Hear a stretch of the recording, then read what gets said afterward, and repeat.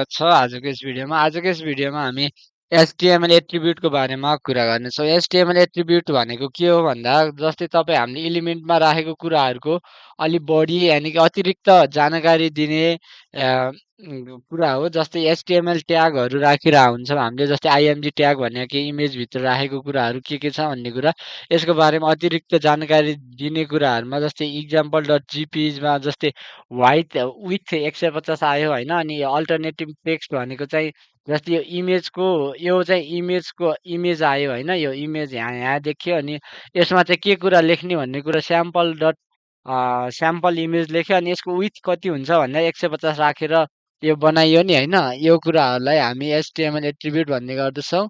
र एचटिएमएल एट्रिब्युटको बारेमा मैले यहाँ एउटा प्रेजेन्टेसन पनि बनाएको छु होइन। त्यो प्रेजेन्टेसनहरू हामी हेर्दै जान्छौँ र सजिलो तरिकाले बुझ्दै जान्छ। यसो गऱ्यो भने तपाईँ हामीलाई बुझ्न एकदमै सजिलो हुन्छ। तपाईँ हामीले गाह्रो कुराहरू मान्नै पर्दैन है त। म यहाँ प्रेजेन्टेसन बनाएको छु।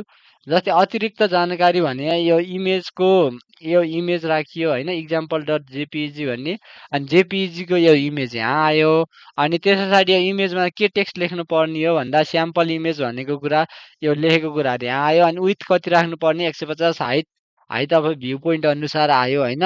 यी कुराहरूलाई हामी एचटिएमएल एट्रिब्युट भन्ने गर्दछौँ। र एचटिएमएल एट्रिब्युटहरू पनि अब फरक फरक खालका हुन्छन्। जस्तै ग्लोबल एट्रिब्युट भन्ने छ। अनि त्यस पछाडि जस्तै आइडीको भयो। अनि क्लास भनेर चाहिँ त्योसँग चाहिँ के कुराहरू रिलेटेड छ होइन। क्लासमा चाहिँ जस्तै अब डग छ भने डगको कुन क्लास हुन्छ, जस्तै जर्मन सेपार्ड होला, तिब्बतियन मास्टिफ होला होइन। ती कुराहरू अनि जस्तै स्टाइलहरूमा हामीले कुन कलरहरू राख्ने भन्ने कुरा आयो होइन। यी कुराहरू हामी हेर्छौँ। अनि हामी यहाँ म यहाँ एउटा प्रेजेन्टेसन बनाएको छु है। यो प्रेजेन्टेसनहरू पनि हेर्नु होला। हजुरहरूलाई मन पर्छ भने भन्नु होला, मन पर्दैन भने के कुरा मन परेन त्यो पनि भन्नु होला है त साथीहरू। यसो गऱ्यो भने प्रेजेन्टेसन मैले यहाँ भर्खर बनाइसकेको छु। म त्यो प्रेजेन्टेसन हजुरहरूलाई यहाँ देखाउँछु है त। जस्तै यहाँ आयो होइन। अब एचटिएमएल एट्रिब्युट भनेको के हो भन्दा जस्तै हामीले चाहिँ एचटिएमएलमा राखेको एचटिएमएल भएको कुराहरू अथवा इलिमेन्टमा भएको कुराहरूमा चाहिँ अतिरिक्त इन्फर्मेसन दिने भने अहिले मैले इमेज राखेको थिएँ होइन। त्यो कुरा इमेजको बारेमा के टेक्स्ट लेख्यो। अनि यहाँ भनेको छ एचटिएमएल एट्रिब्युटले चाहिँ हाम्रो एक्स्ट्रा इन्फर्मेसनहरू दिन्छ जुन चाहिँ हामी एचटिएमएल ट्यागभित्र राखेका हुन्छौँ। र यसले गर्दा चाहिँ हाम्रो ब्राउजरलाई चाहिँ डिस्प्ले गर्नलाई एकदम एक्युरेट हुन्छ। जस्तै तपाईँको ब्राउजरहरूले चाहिँ अब वेबसाइटहरू इन्डेक्स गर्नुपर्छ गर्नुपर्छ। अनि इन्डेक्स गर्दा चाहिँ त्यो भित्रको डिटेल इन्फर्मेसनहरू उनीहरूको त्यो वेब क्रावलले स्क्यान गरेर तपाईँहरूलाई डिस्प्ले गर्दा चाहिँ तपाईँको वेबसाइटहरूमा यी कुराहरू राम्रोसित डिटेलमा देखेको छ भने तपाईँको आर्टिकल अथवा तपाईँको वेबसाइट चाहिँ हाई पेज ऱ्याङ्किङ माथि माथि आउन सक्छ होइन। यी कुराहरू यो ब्राउजरहरूले चाहिँ सही तरिकाले थाहा पाउनलाई हामी एचटिएमएल एट्रिब्युटको प्रयोग गर्दछौँ। अनि जस्तै हाम्रो एचटिएमएल एट्रिब्युटले चाहिँ हाम्रो एउटा क्यापेबिलिटीहरू एक्स्ट्रा इन्फर्मेसनहरू प्रोभाइड गरेर जस्तै नेमको ठाउँमा भ्यालुहरू राखेपछि चाहिँ के टाइपको कन्टेन्ट हो भन्ने कुरा सजिलै थाहा पाउन सक्यौँ। जस्तै अब लिङ्क एट्रिब्युटले चाहिँ अब क्लिकेबल लिङ्कहरू बनायो। जस्तै लिङ्क एट्रिब्युट जस्तै अब तपाईँले कुनै पनि स्टक मार्केटकोमा हेर्नुहुन्छ भने जस्तै इन्भिडियाको त्यहाँ कम्पनीको नाम दिएको छ भने त्यहाँ क्लिक गर्नुभयो भने इन्भिडियाको चार्टहरू त्यसको फाइनेन्सियल रिपोर्टहरू आउँछ होइन। यी कुराहरू भने यो लिङ्क एट्रिब्युटबाट आयो। त्यसै गरी अर्को रहेको छ इमेज एट्रिब्युट। इमेज एट्रिब्युटमा मैले अहिले पनि भने इक्जाम्पल डट जेपिइजीको साइडमा स्याम्पल इमेज लेखेको थियो अनि त्यसरी विथ लेखेको थियो 140 होइन। यो भने इमेज एट्रिब्युटहरूको कुराहरू आयो होइन। त्यस पछाडि हाम्रो अर्को भनेको स्टाइल। जस्तै स्टाइल डट सिएसएस हुन्छ। सिएसएस हाम्रो स्टाइलिङ गर्नको लागि वेब पेजहरू स्टाइल गर्नको लागि सिएसएस युज गरिन्छ। जस्तै रातो कलर छ भने अब स्टाइल कलर डट रेड भन्यो भने अब दिस इज रेड टेक्स्ट भनेर यसरी यसरी लेख्न पाइयो होइन। यो चाहिँ स्टाइलको भयो। अनि टाइटलको आउँछ होला। अनि यो एचटिएमएल एट्रिब्युटहरू कहाँ हुन्छ भन्दा एचटिएमएल एट्रिब्युटहरू हाम्रो चाहिँ अलवेज हाम्रो इनसाइड द ओपनिङ ट्याग भने यसरी अहिले हामीले त्यो म अहिले देखाइदिनेछु। यतादेखि यतादेखिको ब्राकेट र उतादेखिको ब्राकेटभित्र चाहिँ हुन्छ यो अनि क्लोजिङ ट्यागभित्र चाहिँ हुँदैन है। अनि त्यस पछाडि यसले चाहिँ एडिसनल इन्फर्मेसनहरू प्रोभाइड गर्ने भयो। अनि इन्टरप्रेट गर्ने काम अनि कन्टेन्टहरूलाई चाहिँ सही तरिकाले देखाउने। मैले अघि पनि भने कन्टेन्टहरू सही तरिकाले देखियो भने ब्राउजरले सजिलो तरिकाले थाहा पाउँछ। अनि त्यस पछाडि चाहिँ अब नेम भ्यालु अनि भ्यालुमा चाहिँ हाम्रो नाम राखेको थियो नि होइन। अनि त्यो भ्यालुमा चाहिँ नाम राखेको कुराहरू यो चाहिँ यो भित्र आयो होइन।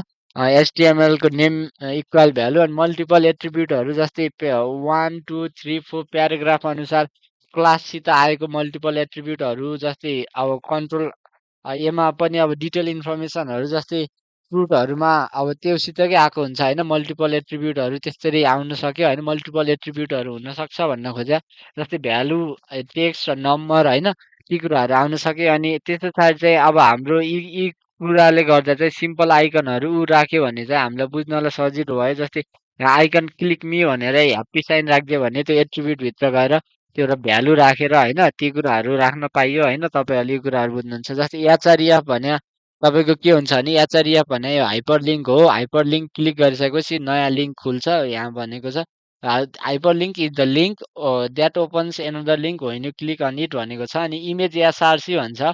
इमेज एसआरसीमा चाहिँ इमेजको लोकेसनहरू અહીં जस्तो हाम्रो इक्जाम्पल डट जेपिजी भन्ने थियो होइन त्यो चाहिँ यहाँ भयो। अनि त्यस पछाडि चाहिँ अल्टरनेटिभ टेक्स्ट भनेको चाहिँ अब इमेजको टेक्स्टहरू जस्तै અહીં स्याम्पल पेज भन्ने थियो होइन।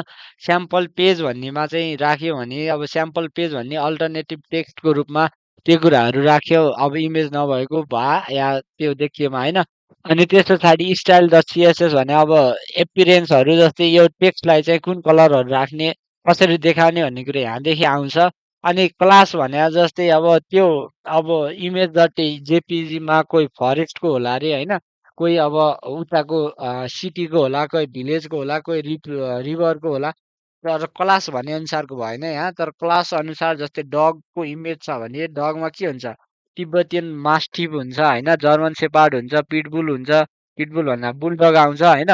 त्यस्तै कुराहरू। अनि आइडी भने कस्तो भनेपछि आइडी 1 2 भने युनिक आइडेन्टिफायर हुन्छ। जसले गर्दा चाहिँ यो कुराहरू कसरी थाहा पाउने भन्ने कुराहरू यसले चाहिँ देखाउँछ। र यो कुराले आइडी लेखियो भने एउटै पेजमा हामीले चाहिँ एउटै आइडीहरू चाहिँ दोहोऱ्याउन पाउँदैनौँ होइन। यो कुराहरू हजुरहरूले बुझ्नु होला।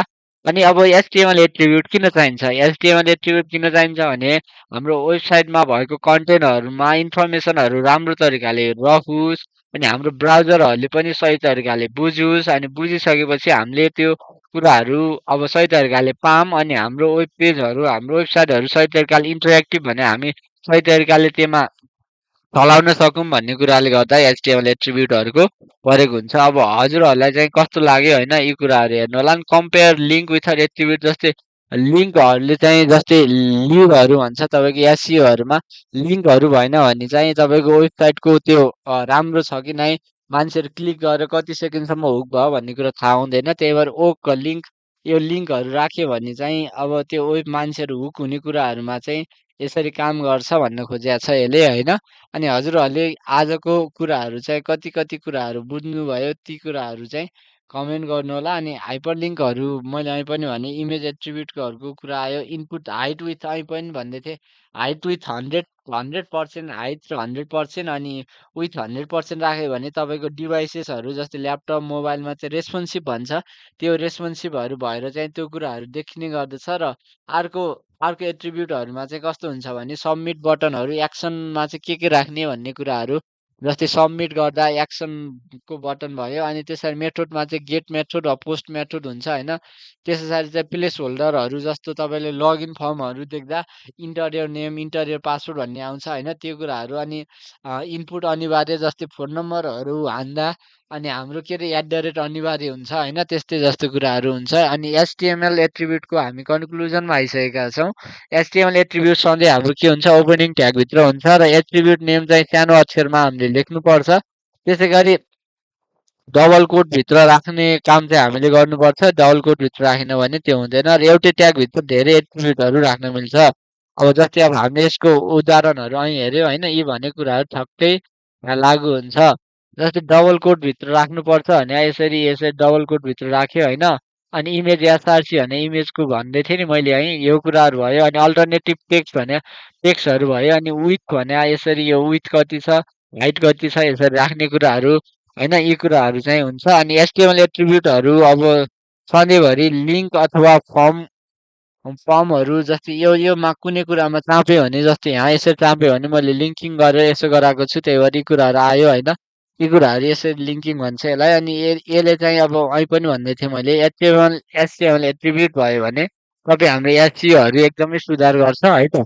ल, नजानेको कुराहरू के छ कमेन्ट गर्नु होला। हजुरहरूको दिन शुभ रहोस्। हस्त, धन्यवाद।